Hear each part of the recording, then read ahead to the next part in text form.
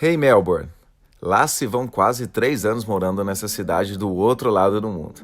Sempre foi um sonho fazer intercâmbio, praticar e melhorar o meu inglês. Para ser bem sincero, eu jamais pensei que viria para cá. É bem longe, sabe? Muito longe. E você sabe muito bem que não é fácil para chegar até aqui. E principalmente o custo de vida é bem alto. Me desculpe a sinceridade. Largar toda a minha família e amigos foi a minha opção. Minha decisão e não te culpo por isso, nem um pouco, até porque foi algo planejado, pensado e encarado como desafio desde o início e como eu lutei por isso. Muita gente me apoiou, mas também muita gente estava desacreditando e tentando me desanimar desse sonho. Bom, mas como gosto de desafios e sou um pouco teimoso, tô aqui. E nesses quase 3 anos já passamos por grandes momentos, hein? Bons momentos, outros nem tanto, novas experiências e posso dizer que meu inglês está indo muito bem. Muito obrigado. Com você aprendi muita coisa mesmo. Aprendi sobre outras culturas de diversos países e a respeitá-las. Aprendi que, mais do que nunca, o tempo voa e a gente nem vê. Parece que foi ontem que cheguei aqui e lá se vão quase 3 anos. Aprendi a abrir a mente para todas as oportunidades e que um simples job de cleaner é um emprego como qualquer outro a ser respeitado. Aprendi a dar valor nas pessoas que estão distantes e talvez me tornei um pouco mais emotivo. Só um pouquinho. Aprendi a dividir o espaço. Já morei com 2 pessoas, 4 e até mesmo 8 no mesmo flat. Uou, que experiência! Aprendi que temos que aproveitar ao máximo, baladas, passeios, encontros, dates e por aí vai. Porém, tudo tem um limite, sempre tem que manter o foco. Sempre. Posso afirmar com toda certeza que foram os 3 melhores anos da minha vida. Jamais pensei em passar por tudo isso aqui na Austrália.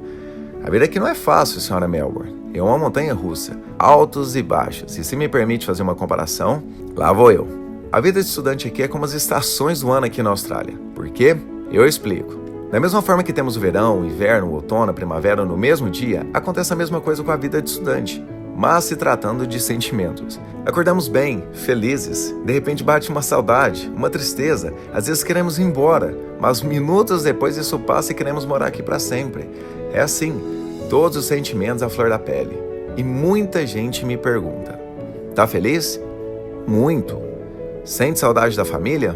Sim, bastante. E o seu visto? Acaba quando? Então, esse é o motivo da minha carta para você, Melbourne.